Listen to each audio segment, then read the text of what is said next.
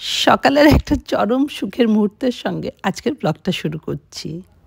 Good morning বন্ধুরা, কেমন আছো তোমরা? আশা করছি তোমরা সকলে খুব খুব খুব ভালো আছো। নারকেল তেল গরম করে তার মধ্যে দুটো ইভিয়ন ক্যাপসুল দিয়ে আজকে মিঠুকে বললাম ভালো করে একটু হেড ম্যাসাজ দিয়ে দাও। মাথায় হাত দিলেই কিন্তু চোখটা বন্ধ হয়ে আসে। কিছুক্ষণ কথা না বললেই মিঠু আমাকে জিজ্ঞেস করছিল, দিদি ঘুমিয়ে পড়লেন নাকি?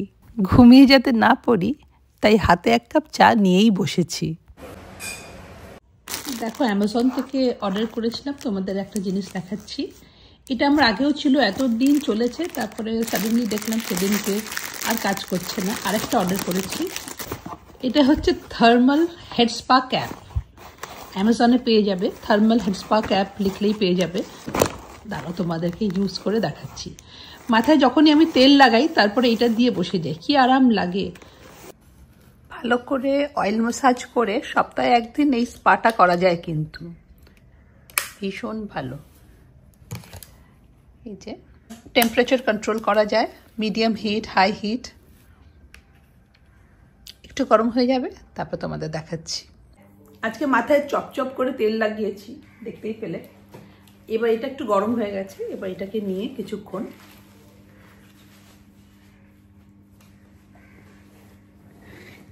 15 মিনিটস 10-15 মিনিটস তুমি আরামসে দাও। এটা অ্যামাজনে ইজিলি পেয়ে যাবে, 400 টাকা দাম, আর ইট ইজ ভেরি ইউজফুল। বন্ধুরা, দেখতেই পাচ্ছ আবার তোমাদের নিয়ে চলে এসেছি মেলা গ্রাউন্ডে। কি করব বলো, দিদি একবারও আসেনি। আর দিদি আর পিসির সঙ্গে মেলায় আসার প্ল্যান মেলা স্টার্ট হওয়ার আগের থেকেই করে রেখেছিলাম। মেলায় ঢোকার আগেই ঠিক হলো দিদি আমাদের পিঠে খাওয়াবে। সেই শুনে খুশি বলল, তাহলে আমি চা খাওয়াবো। আমি তখন বললাম, তাহলে আমি তোদের ঘটি গরম খাওয়াবো। প্রথমেই শুরু করলাম চা দিয়ে, তারপর চা হাতে নিয়ে এদিক ওদিক ঘোরা, এটা ওটা দেখা। সত্যি বলতে মেয়েরা মিলে না আসলে মেলা ঘোরার কিন্তু কোনো মজা নেই। দিদির মনে হচ্ছে এই শাড়িটা বেশ পছন্দ হয়েছে, বেশ কয়েকবার ঘুরে ফিরে এখানে এসে দাঁড়াচ্ছিল। তারপর দিদিকে নিয়ে একবার বং কালেকশনে চলে এলাম। বং কালেকশনের সঙ্গে অবশ্য দিদির অনেক দিনের পরিচিতি। ইনফ্যাক্ট দিদির সঙ্গেই আমি প্রথম এখানে এসেছিলাম। তারপর অবশ্য সুব্রতর সঙ্গে একটা ওল্ড কানেকশন বেরিয়ে এলো। এবার মেলায় কিন্তু আমার সঙ্গে এখানে অনেকের দেখা হয়েছে।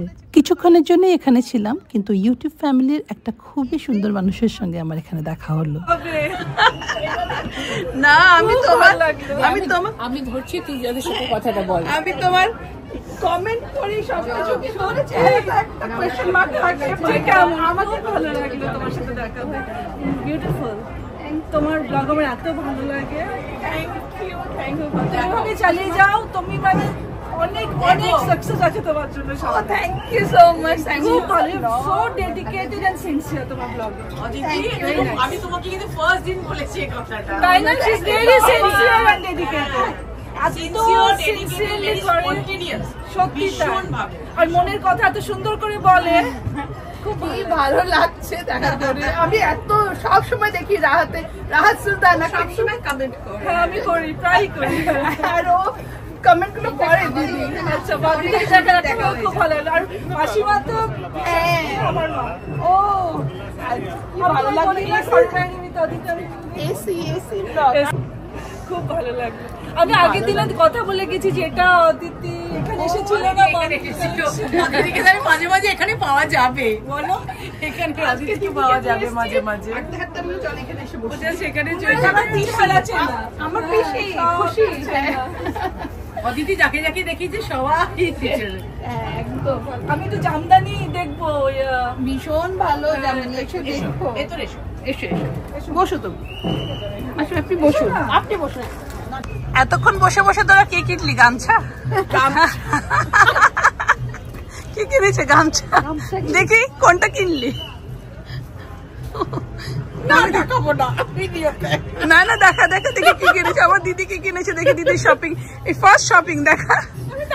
না না দেখা দেখা দেখা দেখা দেখা। এই দেখো শাড়ি সুন্দর কিনেছি, এই যেরকম গামছা, কিন্তু গামছাগুলো বেশ ভালো। শুধু এই দেখছিসটা কিনেছিস, শুধু দেখছে আর বাজে কথা, তুমি কিনেছো। এবার কিন্তু এখানে একটা বেশ ইন্টারেস্টিং ব্যাপার হলো। এই যে মিষ্টি মেয়েটাকে দেখছো, actually she was passing through. আমি দোকানের একদম ভেতরে কিছু একটা কথা বলছিলাম, ও শুধু আমার আওয়াজ শুনে ওখানে দাঁড়িয়ে পড়েছিল। তোমরা যে আমাকে আমার আওয়াজে চিনতে পারছো, এটা যে আমার কাছে কত বড় পাওয়া।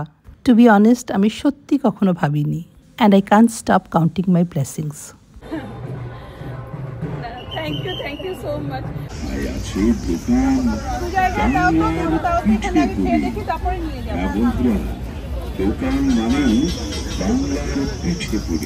বোতল পিঠের নাম শুনেছো কিংবা পাটি সাপটা? মিষ্টি ভাজা ভিজে শুকনো সমস্ত রকমের সুস্বাদু পিঠে।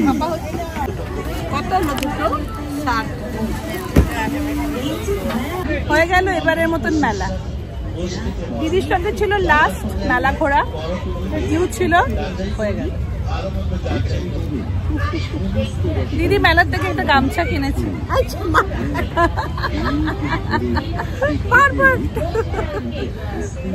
যা কেনার আমি কিনেছি, দিদি একটা গামছা কিনেছে। পিঠেটা ভীষণ ভালো ছিল, ভীষণ ভালো ছিল পিঠেটা।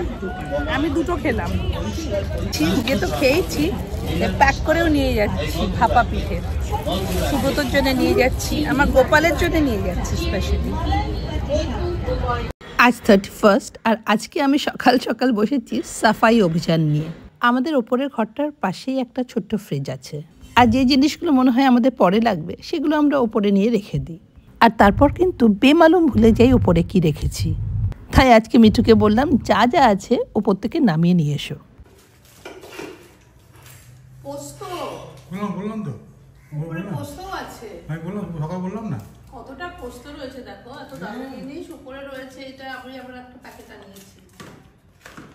ওটা জানতেই না না দেশি শেজওয়ানটা লাগবো, মাঝে মাঝে আমি এখানে এটা এই ফ্রিজে, নিচের ফ্রিজে রেখে দেবো।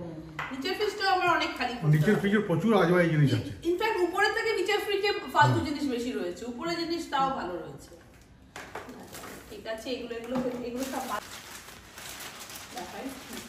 থাইল্যান্ড থেকে আনা সেই রেড কারি, থাই পেস্ট, ব্যাংকক গেছিলাম তখন এগুলো নিয়ে এসেছিলাম। এবার এগুলোকে বানাতে হবে শীতে, পেস্ট গুলো কিচ্ছু হয় না। রেড কারি পেস্ট, তারপরে গ্রিন কারি পেস্ট, আর একটা এটা কি আছে জানো, যাই হোক টেম্পুরা মিক্স। এগুলো তো করতে পারি, উপরে আছে বলে কিছুই বুঝতে পারি না কি কি আছে। আমার উপরে যাওয়াও হয় না অত। ছোট ফ্রিজটা এখন সব নিচে রেখে দেবো। এগুলো সব এক্সপায়ারি ডেট ওভার, তো এগুলো সব ফেলেছি। একদম নতুন বছরে এক্সপায়ার্ড জিনিস রাখতে হবে না, সব ফেলে দাও। আজকে কিন্তু বেশ কিছুটা সময় রান্নাঘরে কাটালাম। অনেক দিন ধরেই ভাবছি একটা বিগ ডিশ বানাবো। 31 সবারই কিছু না কিছু প্ল্যান থাকে। আগে 31 ডিসেম্বরে কোথাও বাইরে না বেরোলে আমার কিন্তু মন খারাপ হয়ে যেত। লাউড মিউজিক, নাচানাচি বেশ ভালোই লাগতো। বয়সের সাথে সাথে চেঞ্জেস যে আসছে সেটা আমি আজকেই বুঝতে পারলাম। আমার বন্ধু পূর্বা পাস জোগাড় করে কিন্তু আমাকে ইনভাইটও করেছিল। সুব্রতকে ছেড়ে একা একা বেরিয়ে যাব, তাই একটা ইমপ্রম্পটু ডিনার প্ল্যান করে নিলাম। দিদিকে কল করলাম, জামাইবাবু নেই তাই ও একা। ও এক কথায় রাজি হয়ে গেল। জয়কে কল করলাম, ওর আবার ব্যাক টু ব্যাক পার্টি। তাও বললো 1 ঘন্টার জন্য চলে আসবো, একটু খেয়ে বেরিয়ে যাব। আমি বললাম সেটা হবে না, 8 ঘন্টার জন্য হলেও সবাইকে নিয়ে একটা ড্রাইভে নিয়ে যেতে হবে। এদিকে একটা বেক ডিশ বানালে তো সবার হবে না, তাই আমার সব থেকে ইজিয়েস্ট রেসিপি 1 পট চিকেন রাইস আমি ঝটপট বানিয়ে নিলাম। এই চিকেন রাইসটা আমাদের বাড়ির সবার খুব ফেভারিট, স্পেশালি আমার দিদির যখন কোভিড হয়েছিল তখন আমি বড় বড় টিফিন বক্সে ওর জন্য এই চিকেন রাইসটা বানিয়ে ওর বাড়ির ব্যালকনিতে রেখে আসতাম। 1 রাউন্ড শেষ হয়ে গেলে আবার দিয়ে আসতাম। ওর এটা এত পছন্দের, ওর সবসময় বলে তোর ওই চিকেন রাইস খেয়েই আমি সুস্থ হয়েছি। এখনও যখন আমি বাড়িতে এটা বানাই একটু বেশি করে বানাই। এটা সুব্রতর স্ট্যান্ডিং ইনস্ট্রাকশন। ফ্রেশ যতটা খেতে ভালো লাগে বাসি কিন্তু ততটাই ভালো লাগে। 1 প্রেশার কুকার চিকেন রাইস বানিয়ে আমি নিশ্চিন্ত, পেট ভরে খাওয়ার মতন একটা আইটেম রেডি। এবার বানাচ্ছি আমার পছন্দের সব কিছু মিশিয়ে একটা বিগ ডিশ। পালং শাক ব্লাঞ্চ করলাম, একটু কর্ন, কিছুটা মাশরুম আর ভেটকি মাছের ফিলে। প্রথমে মাশরুমটা, তারপরে ভেটকি মাছের ফিলেটা একটু সল্ট পেপার দিয়ে হালকা সটে করে নিলাম মাখনে। তারপর বানালাম একটা হোয়াইট সস। হোয়াইট সসের আলাদা করে কি বলবো তোমরা সবাই জানো, কিন্তু আমি যেটা দিই সেটা হচ্ছে একটু ক্রাশ রসুন, হোয়াইট পেপার, ময়দা আর দুধ তো দিতেই হবে, কিন্তু আমি যে জিনিসটা এক্সট্রা অ্যাড করি and which enhances the flavour সেটা হচ্ছে একটা চিকেন স্টকের কিউব। এই চিকেন স্টকের কিউবটা দিলে আলাদা করে নুন দেওয়ার দরকার নেই, কারণ এর মধ্যে সবটাই থাকে। তোমরা অ্যামাজনে পেয়ে যাবে, একটা বক্স পাওয়া যায়, আমি কিন্তু সবসময় স্টক করে রাখি। এটার সঙ্গে থাকলে যে কোনো কন্টিনেন্টাল ডিশ বলো, তারপরে স্যুপ বলো, এগুলো বানাতে খুব সুবিধা হয়। ফ্রেশ চিকেন স্টক বানাতে পারলে তো আরও ভালো, কিন্তু সবসময় না ইচ্ছে করে না। তারপর হোয়াইট সসটার মধ্যেই অ্যাড করে দিলাম একটা চিজ কিউব। আমার কাছে একটা জিনিস ছিল না, সেটা হচ্ছে মজারেলা চিজ। শুধু চিকেন কিউব ছিল, তাই সেটাই ইউজ করলাম। আজকে সকালে ওপরের ফ্রিজটা ঘাঁটতে গিয়ে হঠাৎ দেখলাম একটা প্যাকেটে ড্রাইড পাইনঅ্যাপল বা ক্র্যানবেরি, এসব ডিশে খুব ভালো লাগে। দেখো সব কিছু রেডি, এবার আর কিছু না, এক এক করে লে করা হয়ে গেলেই 180 ডিগ্রি টেম্পারেচারে 15 মিনিটস বেক করে নেব। ব্যাস আমার ছুটি। এত ঝটপট প্ল্যান করে এতটুকু নামাতে পেরেছি, এটাতেই আমি ভীষণ খুশি। তারপর একটু সেজেগুজে নিলাম, কারণ 31 ডিসেম্বর বলে কথা। দিদিকে বললাম রেডি হয়ে থাকতে, ওকে বাড়ি থেকেই পিক করে বেরিয়ে যাব একটা ছোট্ট ড্রাইভে। একটু বাইরের আলো না দেখলে 31 ডিসেম্বর মনে হবে না। এবার শীতের এমনই অবস্থা যে 31 ডিসেম্বরে পরলাম আমি একটা আজরকের কটন স্কার্ট, একটা light weight Zara jacket, and I am ready to go. বাস এইটুকু লাইট দেখতেই আমরা বেরিয়েছিলাম। আজকে দিদির একটা রাস্তা থেকে চা বা কফি খাওয়ার ইচ্ছে ছিল, তবে আজকে নিউ টাউনে বেশ ট্রাফিক, তাই ফিরে এসে দিদিকে প্রথমেই বানিয়ে দিলাম একটা ফিল্টার কফি। আজকাল ফিল্টার কফিটা কিন্তু আমি বেশ ভালোই বানাচ্ছি। আজকে একটা হোমলি গেট টুগেদার হলেও সুব্রত কিন্তু একটা লেদার জ্যাকেট পরে totally dressed for the day. আজকের এই মোমেন্টগুলো কালকে মেমোরি হয়ে যাবে। And what is life? It's all about making beautiful memories. জীবনে কি পাইনি, কি পেতে পারতাম, সেসব না ভেবে কি পেয়েছি বা কি পাচ্ছি, সেটার জন্য we should all practice gratefulness. প্রত্যেক দিন রাতে I go to bed with a thank you.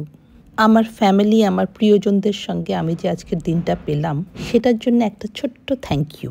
এই জীবনে প্যান্ডেমিকও দেখে নিলাম, আমরা সবাই কিন্তু Covid survivors. We should really B thankful for this life.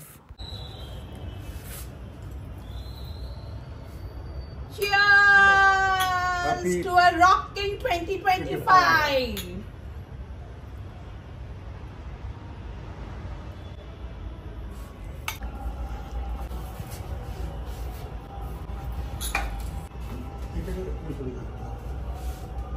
আজকে আমার এই সিম্পল ডিনারটা খেয়ে সবাই এত খুশি, এত compliments. I got my reward. Home মেকার্সরা যে সারাদিন এত বাড়িতে খাটে, just for this few words of encouragement.